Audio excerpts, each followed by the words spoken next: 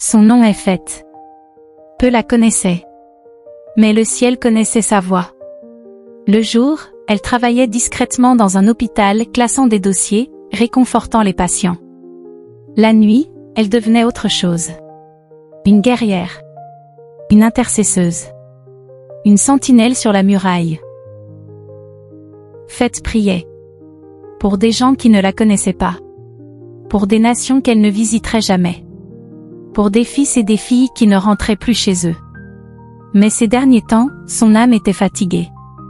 Ses prières semblaient vides. Et le ciel?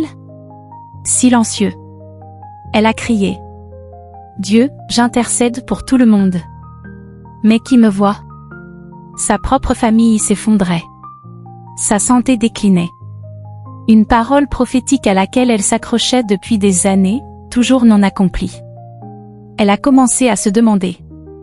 À quoi bon prier, si rien ne change? Un soir, après avoir prié pendant des heures pour l'enfant d'une amie en détresse, elle s'est effondrée à genoux et a murmuré. Dieu, je suis fatiguée de saigner en silence. Je t'ai obéi. J'ai sacrifié. Mais je me sens oubliée. Les larmes coulaient. Ni éclair, ni réponse.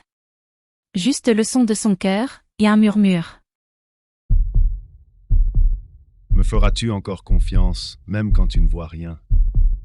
Le lendemain, Dieu lui demanda quelque chose de petit. Très petit. Envoie un message à la femme qui t'a blessé. Feth voulait un miracle. Mais Dieu lui donna un ordre. Elle obéit. Les mains tremblantes. La femme répondit immédiatement. En larmes. Elle pensait mettre fin à ses jours. Ce message l'a sauvée. Feth pleura. Non de tristesse, mais de compréhension. L'obéissance est souvent le miracle que l'on ne voit pas jusqu'à ce qu'il devienne la percée de quelqu'un d'autre.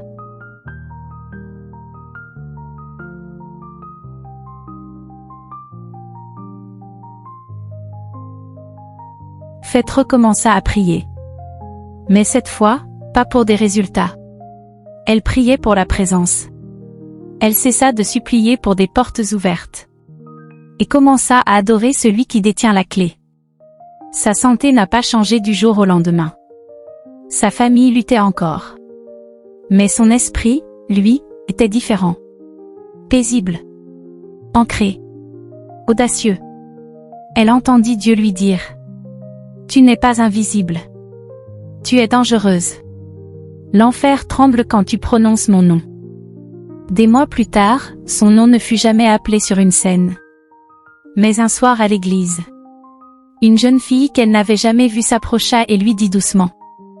Je ne sais pas pourquoi, mais quand je t'entends prier, j'ai l'impression que Dieu m'entend. Feth sourit, les larmes aux yeux. Elle comprit enfin. L'intercession n'est pas pour les applaudissements. C'est pour l'alignement. Et Dieu n'ignore jamais l'obéissance. À ceux qui prient dans le secret. Qui tiennent debout quand personne ne regarde.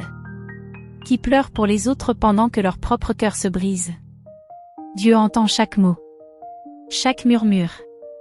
Chaque oui. Tu n'es pas oublié. Tu n'es pas faible. Tu es sa voix dans le silence. Continue de tenir. Car le ciel agit encore. Au son de la voix d'un intercesseur. Bonjour. Je m'appelle Feth, et je suis une intercesseuse. Pas parce que je suis parfaite. Pas parce que j'ai toutes les réponses. Mais parce que Dieu m'a appelée, et j'ai dit oui. Si tu m'écoutes en ce moment, ce n'est pas un hasard. C'est une invitation divine. Tu es appelé à te tenir à la brèche, pour ta famille, ta lignée, et la génération à venir. Tu te sens peut-être fatigué. Oublié. Inadéquat. Mais le ciel n'appelle pas les plus bruyants, il appelle les disponibles. Et si tu es disponible, je t'invite à prier avec moi maintenant, pas seulement avec des mots, mais avec le feu. Feu, la prière commence, par l'autorité spirituelle. Père, au nom de Jésus, je viens devant toi pour chaque fils, chaque fille, chaque foyer brisé, chaque bataille silencieuse représentée dans les vies de ceux qui me sont liés. Aujourd'hui, je prends ma place comme sentinelle sur la muraille. Ézéchiel 22 verset 30, je cherchais un homme qui se tint à la brèche. Que ce soit moi, Seigneur. Que ce soit nous. J'annule chaque malédiction générationnelle. J'appelle les prodigues à revenir à la maison. Je brise le silence par l'intercession. Tu as dit dans Jacques 5 verset 16, la prière fervente du juste a une grande efficacité. Alors je déclare, ma prière n'est pas vide. C'est une arme. C'est une ligne de vie. C'est une porte de miséricorde pour ma maison. Saint-Esprit, enseigne-nous à prier jusqu'à ce que les chaînes tombent. Jusqu'à ce que l'espérance revienne. Jusqu'à ce que le réveil commence dans notre salon. Déclaration finale avec assurance en Christ. Je déclare aujourd'hui, je ne me tairai pas. Je ne resterai pas passive. Je ne laisserai pas ma famille mourir dans l'obscurité pendant que je porte la lumière.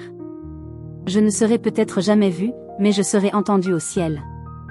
Car je suis une intercesseuse. Et le ciel bouge encore. Au son de la voix de celui qui prie. Au nom puissant de Jésus. Amen.